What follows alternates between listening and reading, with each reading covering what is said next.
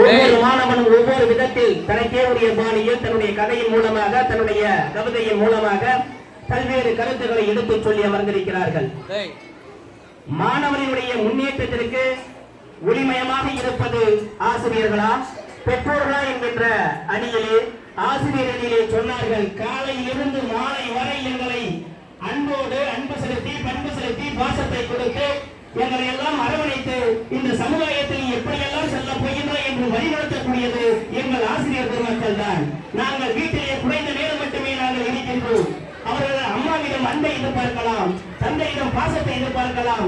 இத்தனையும் கற்றுக் கொடுத்து நீ வந்து ஒரு மருத்துவராக வேண்டும், நீ வந்து ஒரு பொறியாளராக வேண்டும், நீ ஒரு சட்ட வல்லுநராக வேண்டும் என்று வரிகளும் கொடுப்பது யார் என்று சொன்னால் எங்கள் ஆசிரியர்கள் தான் என்று அற்புதமாக தன்னுடைய கருத்தை சொல்லி அவர்கள் சொன்னார்கள். அதற்கு மிகச் சிறப்பாக சொன்னான் சபரி, எங்களுக்காக பிறந்ததிலிருந்து இறுதி வரை நல்லதாக இருந்தாலும் கெட்டதாக இருந்தாலும் தாங்கி பிடிக்கக்கூடிய தூணாக என்னுடைய தந்தை இருக்கின்றார். ஆசிரியர் என்று சொன்னால் நாங்கள் தவறு செய்து விட்டோம் என்று சொன்னால் எங்களை திட்டுகிறார்கள், எங்களை அடிக்கின்றார்கள், எங்களை புண்படுத்துகிறார்கள். நாங்கள் எத்தனை முறை தவறுகள் செய்தாலும் அத்தனை முறையும் மீண்டும் இந்த தவறை செய்யாதே, நான் இருக்கிறேன், மீண்டும் மீண்டும் நீ வளர்ச்சி பெற வேண்டும் என்று எங்களை ஊக்கப்படுத்துவது எங்களுடைய பெற்றோர்கள் தானே என்று தெளிவாக தன்னுடைய கருத்தை சொன்னார்.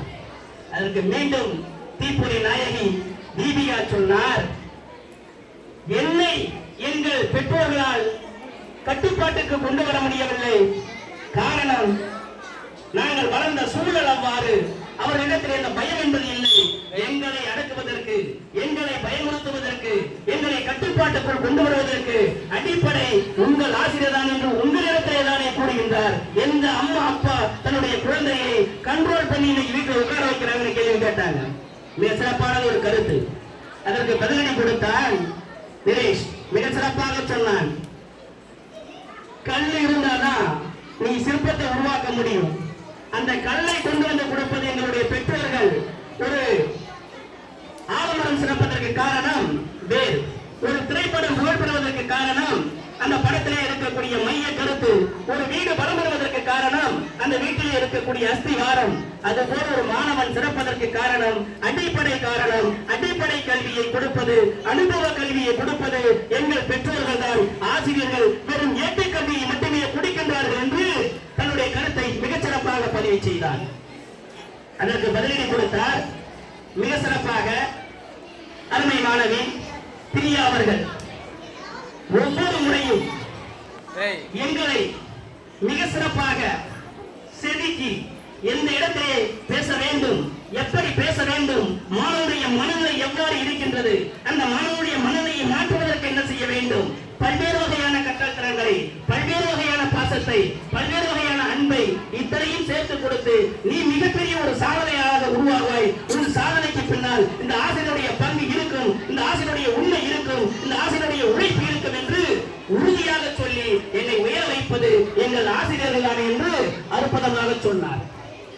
அதற்கு மிகப்பெரிய சவாலடி கொடுக்க அருமை மாணவன் வந்தான் சிவசேரன். பல்வேறு வகையான கருத்துக்களை எடுத்துச் சொன்னான். நல்ல கேள்விகளை கேட்டான். கல்லே இல்லாமல் எங்கு நீங்கள் சிற்பத்தை ஒதுக்குவீர்கள் என்று கேள்வி கேட்டான். உண்மையான கருத்து, கல் இல்லாமல் ஒரு சிலையை எப்படி உருவாக்க முடியும்? இப்படி ரெண்டு பேருடைய கருத்துக்களை ஒப்பிட்டு பார்க்கின்ற போது ஒரு இக்கட்டான இடத்திலே தீர்ப்பு வழங்கக்கூடிய இடத்திலே இருக்கக்கூடிய நான் இப்பொழுது உங்களுக்கு தீர்ப்பையும் வழங்க இருக்கின்றேன். இருவருடைய கருத்துக்களை ஒப்பிட்டு பார்க்கின்ற பொழுது மணல் இருக்கலாம். அந்த மணலை கோபுரமாக, சாமியாக, சிற்பமாக உருவாக்கினால்தான் இது கோபுரம் என்று இந்த உலகத்திற்கே அடையாளம் காட்டுவது யார் என்று சொன்னால் ஆசிரியர்கள் தானே ஒழிய பெற்றோர்கள் அல்ல. எனவே அதுபோல ஒரு கல் இருக்கின்றது என்று சொன்னால் அந்த கல்லை அடித்து எப்பொழுது கல்லாக இருக்கின்ற வரை இந்த உலகத்திற்கு அடையாளம் காட்ட முடியாது. அதை சாமியாக்கி அதற்கு கும்பாபிஷேகம் செய்கின்ற பொழுது மக்கள் எல்லாம் ஒன்று கூடுகிறார்கள். அந்த ஒன்று கூடி இந்த நாட்டிற்கு அறிமுகப்படுத்துவது யார் என்று சொன்னால் ஒரு ஆசிரியர் தானே ஒழிய பெற்றோர்கள் அல்ல. பெற்றோர்கள் முன்னோடு வருகிறார்கள். அவர்களை பார்க்க வைப்பதற்கு வாய்ப்பை கொடுப்பவர் யார் என்று சொன்னால் ஒரு ஆசிரியர் என்பதை இந்த இடத்திலே நாம் மறந்துவிட முடியாது. ஏழை குழந்தைகளாக இருந்தாலும் பணக்கார குழந்தைகளாக இருந்தாலும் அனைவரிடத்திலுமே பக்குவமாக பேசி பண்பை காட்டி பாசத்தை காட்டி ஏதோ ஒரு கட்டத்தின் மூலமாக அந்த மாணவனுடைய வாழ்க்கையை மாற்றுகிறார்கள். நம்ம பாலாஜி மாதிரி இருக்கிற மாணவன் வாழைப்பழம் வாழைப்பழம் வாழைப்பழம் இது வாழைப்பழம் இது வாழைப்பழம் என்று அவன் வாழ்க்கை தரத்தை உயர்த்தக்கூடியவர் யார் என்று சொன்னால் ஒரு ஆசிரியர் என்பதை நம்மளால் மறக்க முடியுமா? இது போன்று பல்வேறு